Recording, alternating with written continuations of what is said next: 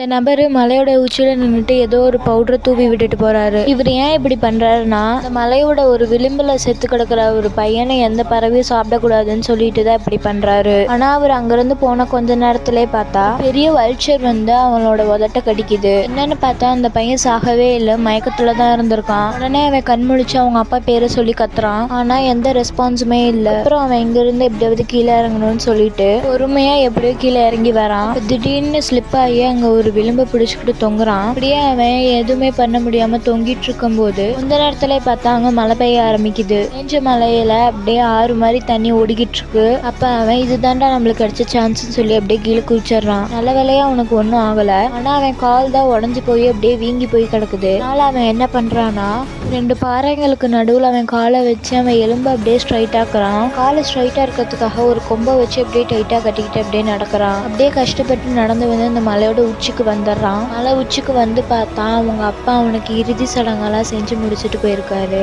பார்த்தா அவன் வெறியில கல்லை எல்லாமே கீழே எட்டி உதைக்கிறான்.